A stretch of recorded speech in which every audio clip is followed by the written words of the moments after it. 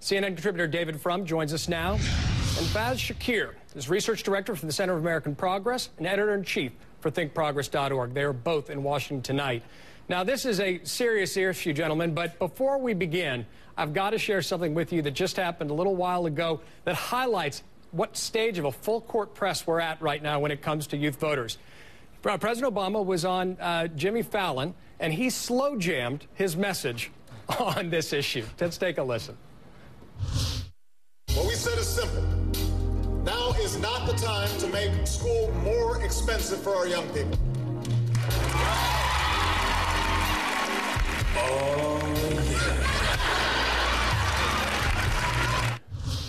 Now, I'm going to go on a limb and say that is a presidential first, a presidential slow jam message to the nation.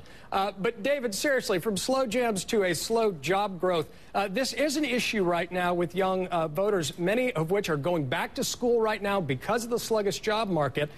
Is this kind of message going to work? And with Congress needing to renew their student loan deduction, is this something that Governor Romney really needs to see Congress do if he's to stay competitive with young voters? I think the loan message is terribly double-edged. It also is a reminder of how desperately overpriced universities have become, how terribly cost-insensitive they've become.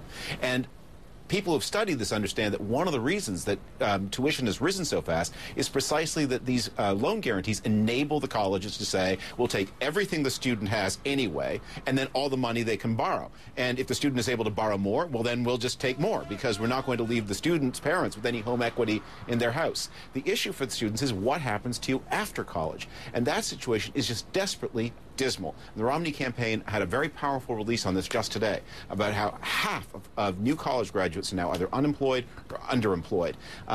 Those loans, whether the interest rate is 3% or 6%, if you're unemployed, you can't service them. Well, Faiz, David raises a critical point, which is youth unemployment right now. It's 14% for folks in their 20s, well above the national average. How does that cut into President Obama's attempts to reconnect with that generation that pushed him into office, and what can be done about it?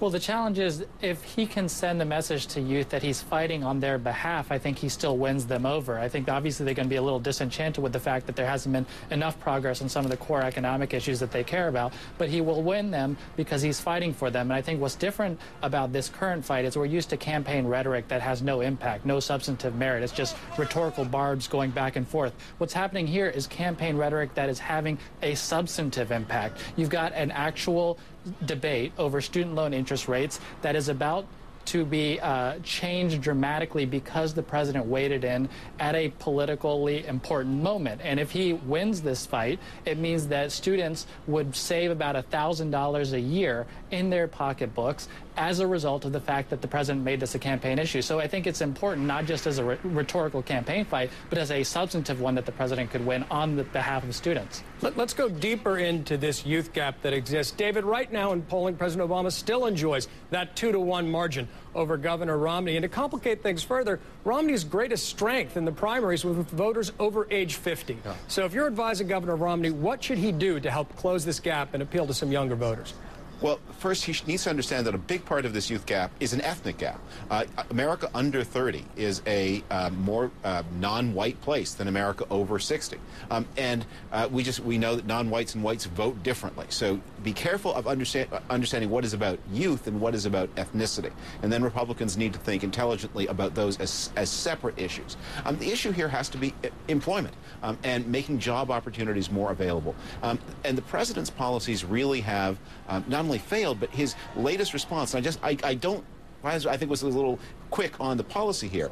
Making it easier for students to go deeper into debt is not a good response to the problem that colleges have been overcharging, and they are empowered to overcharge in large part by federal lending programs.